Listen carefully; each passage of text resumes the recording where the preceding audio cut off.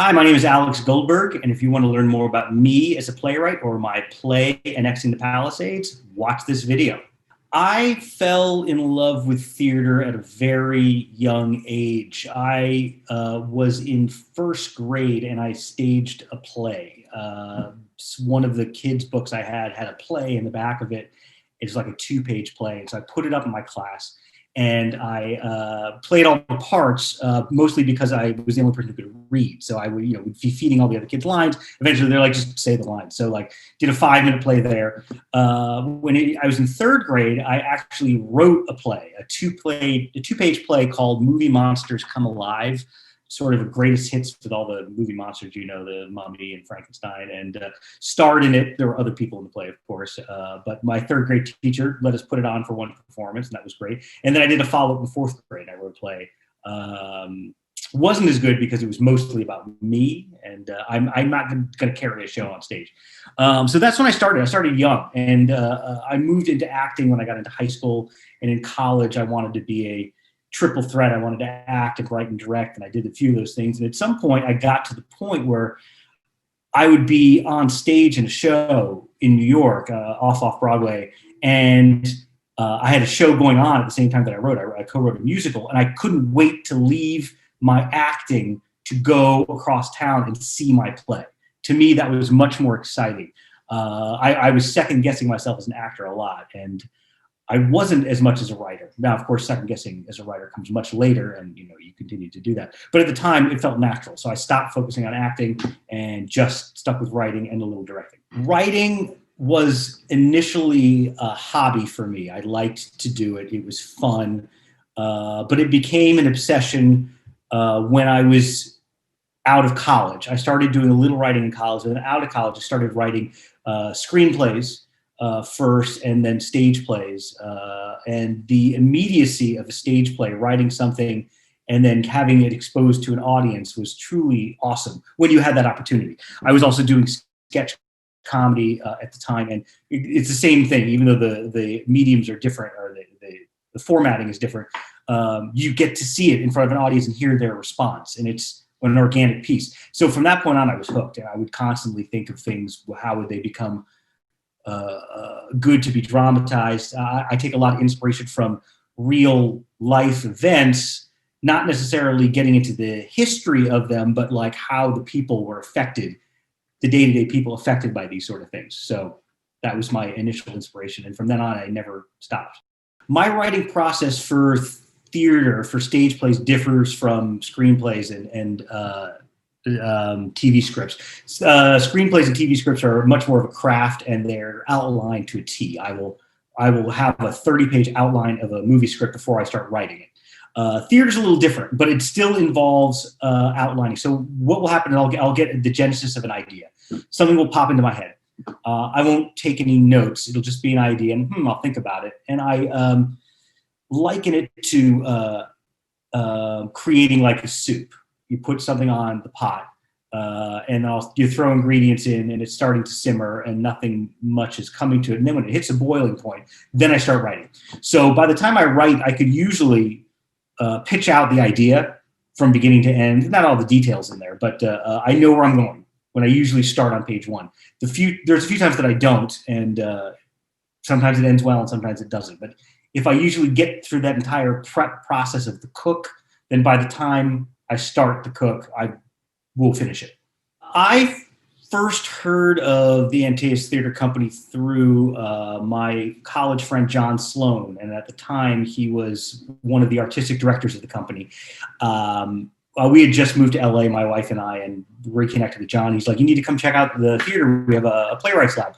I was already working in a different playwrights lab. And my first time at this one, it was such a wonderful environment for writers. And the reason being, the way the lab works is writers bring in, usually 4 writers a night will bring in 20 pages of work, and then the actors will do a cold read of it. And the actors are so good that the cold read is just fantastic. And I knew this was the right environment for me to develop my work. And what writers do is then they would tend to serialize it and bring in 20 pages, take notes, go bring in another 20 pages, that sort of thing. And you get a little feedback, some very gentle Liz Lerman based feedback, what's working, where our the audience dropping out or being confused, that sort of thing. So it was love at first sight. I had a first reading of something, and I'm like, these guys nailed it. And I phased out my other lab that I was in, and I just stuck with this one. I said, I need to keep working with these people. And since then, I've developed all of my plays through this company. I've had some readings with them. As for the zip code plays, it was a wonderful idea because in this time, as I call them, coronial times, we don't have the outlet of theater. And, Zoom plays readings are a great option, but I believe we're all getting Zoom fatigue. And, a lot of us are working on Zoom. And then, one of the joys of theater pre-coronial times was you got to leave your computer behind and sit in front of real people. And we're losing that with Zoom. It's still better than nothing, and I do appreciate it. But the radio plays was a great alternative. They were going to take plays specifically designed to be broadcast as a radio play and design it completely. Jeff Gardner is doing the production design. He's fantastic on all 6 plays. And so it was a great opportunity to create something that could exist as a stage play, but also would be initially performed as a radio play. So they opened up this idea to the lab members, the playwrights in lab, of which at the time there were, I believe, 40 something. And they said, we're going to take 6 ideas. Whoever wants to pitch, you could pitch it. And they, commissioned the play from us, contracted it from us. And we went from there. So I was very fortunate that my idea was chosen, and I was happy to write it from that point on.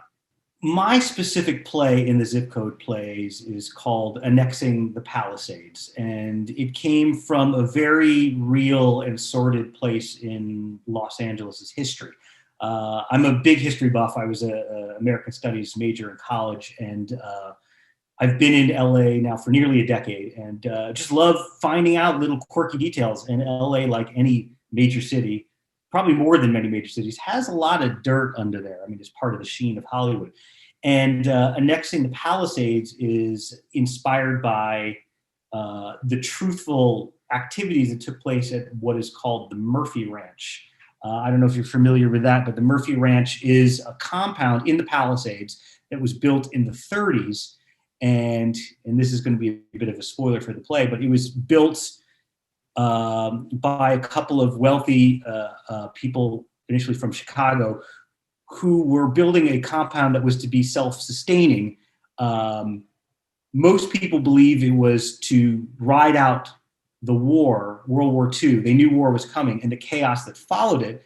And because they were Nazi sympathizers, they believed that the country was going to fall into chaos. Some believe that they were actually building a winter home for Hitler. They thought that when the war was over, Hitler would want to winter in Los Angeles. So that was what the compound was going to be. That's a bit far-fetched, but there's no real proof of that, but it's feasible. It is definitely true that these people were among the neo-Nazi movement, the alt-right, as we would call them today. And it was fascinating to me because, racism and anti-Semitism never goes away completely. It gets buried from time to time.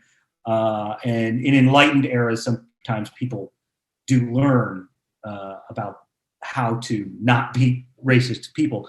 But it was fascinating to know that even then, even leading up to World War II, there were a good number of people in this country who sided with the Germans. I mean, we've seen it a lot in the recent The Plot Against America series that was based on the great Philip Roth novel that covers that ground. But that was the inspiration for my play. And being Jewish, anti-Semitism is there. It always is. You hear about it, and you hope it goes away, but it keeps coming back. The play is about Winona and Norman Stevens, who own this big house in the Palisades, and they hire a wood craftsman named Joseph Kurtz to come in and give them an estimate on a fantastic balustrade or banister that they want carved that's in their main foyer. So that's how the play starts, and these are the 3 characters that are in the play. The couple wants the banister, and Kurtz wants to build it for them. But then as we learn more and more, it becomes much more of a difficult endeavor. It's always been a joy to work with Antaeus actors, and this is no exception. And so first off, I was paired up with the great Ann Noble. She's a fantastic actor and director. And Ironically, one of the first performers I saw when I moved to Los Angeles, I saw her in a one-woman show about Barack Obama's mother, and she was amazing, fantastic.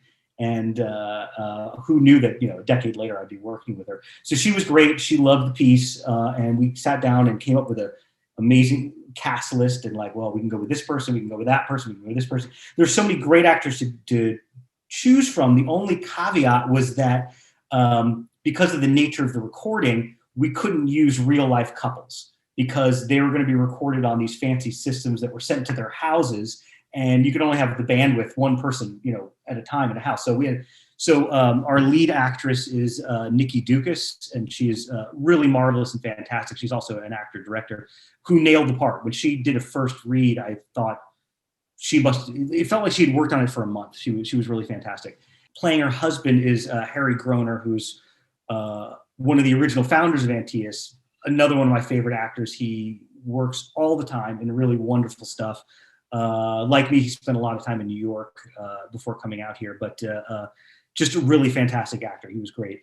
And then our third actor is Adrian Latourelle. And I had not known him before, but I'd seen him perform, and I was just taken by his ability to, some actors can really show a lot of gravity and emotion while not really giving you anything. You know what I mean? Like they're just fascinating to look at, and they have such depth without giving you too much. And he is like that. You watch him and you are mesmerized by what he's doing. Unfortunately, you won't be able to watch him, but you'll be able to hear it in his voice. He's really just he carries a lot of gravity with him, and it's fantastic. The benefit of doing this production as a podcast is that it gets to be experienced in a fun, new way. Now, radio plays are not new and podcasts are not new, but to be able to stage a show where the environment is completely created around you, be it in the example of my play, construction in the background, and not just construction, but what does construction sound like in 1939? And music, there's music worked into the play itself. There's an old radio from the 30s that gets some use. So to be able to bring in these elements and have it be heard the way it should be heard in a very organic way is just a wonderful experience. And it was a great joy to write with that in mind, to be able to not only just write a play that can stand up on its own on stage, but also to think about that element, that sense you're hearing. You can only focus on hearing. What do you get to hear? It was a great challenge for me and a lot of fun, and I look forward to hearing how it turns out. And of course, we have a composer who's tying in all of the pieces together, all 6 plays, and she is doing, altering themes for each play and stuff. But like, that's just gonna be great. Just compose music to go along with it. It's gonna be a fun experience. I would like the audience to take a few things from this play. One, hopefully to be entertained by it and to feel the gravity of the moments as they unfold. But 2, also to realize that your neighbors may not be who you think they are. I think everyone has skeletons in their closet. Some of them are obvious and some of them are not so obvious. And, when you think about upscale neighborhoods like the Palisades, you have certain ideas in mind. One of it is wealth and great taste, and that does come into play here. But then there are other things which you may not have considered, and hopefully you'll think about that more after the play is over. There are a few things that excite me about this entire Zip Code play series. One is I love LA, and I love hearing about the neighborhoods that I don't know things about. Everyone has a cursory knowledge of certain neighborhoods. Some people who've been there their whole lives or for decades have, much more in-depth knowledge. But like you think certain things about neighborhoods, there's this type of food here, there's these type of people who live here, that sort of thing. But looking forward to learning more, digging in deeper.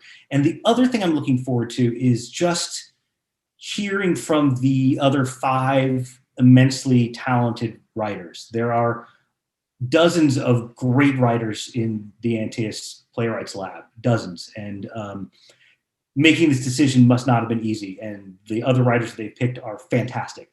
I want to hear what they have to say. I can't wait to hear it. And it's going to be in their voice. It's not going to be a uniformity to the storytelling between all 6 stories, other than the fact that there's a time limit and they're a radio play. But otherwise, it's going to be, I'm going to, listen in and be like, what's Carrie going to say? What's Angela J. Davis or Deb or Steve but like, what are they going to say? I can't wait to hear. Audiences must listen to the Zip Code play to get good storytelling and to give their eyes a break. We are all looking at screens all the time. If it is not your computer screen right now, it's the TV news, which is certainly a fantastic soap opera in itself right now, but this is a little more escapism, and this is just your ears. You're going to listen to a story. You can do it on a walk. You can do it in your car. You can do it at home. You don't need me to tell you where to listen to podcasts, but you get to hear a fully fleshed out story with fantastic actors and great design using just one sense. One thing that audiences can do and you can do, and this is a win-win situation, is when these Zip Code plays are released, is to download and listen to them. Give them your time. They're going to be free. You don't have to pay for them. And in this age and time, something that's free that was fully professionally produced is a gift. But it's win-win in that we need an audience. And we're putting it out there in the ether, and we need you to come listen to it. That's how we survive. It is not about money, obviously, because we're not making it off of this and you're not paying for it. So it's the ultimate in true art. You're going to get an experience. So I hope you get to listen to them all and, start with mine and see how you go from there, but then, listen to them all. The Antaeus Theater Company, and like many other theater companies in LA, bring some wonderful culture to Los Angeles. Los Angeles is a fantastic theater town, and these established companies like Antaeus are always staging wonderful, provocative pieces. They have a wealth of talent among writers and actors and directors, and the quality from these established theater companies is just fantastic. You may not like the play you see, but you're not going to walk away from it thinking, oh, that was really amateur hour. No, they're great, fully professional productions in 99-seat or smaller houses. I've seen a bunch all over town. There's just some great companies, and it just really is. And the production values are super high, which is nothing against the big theaters. I love going to the Kirk Douglas or the Taper or South Coast. They're fantastic as well. But like to have that intimate experience, which we will hope one day be back and get to do in person, is a joy. And this town has a wealth of it. Hi, my name is Alex Goldberg, and I am the playwright of Annexing the Palisades, which is part of the Zip Code play series at Antaeus Theater Company. You can find the podcast and download it for free at antaeus.org, and you can find out more about me at alexgoldberg.net.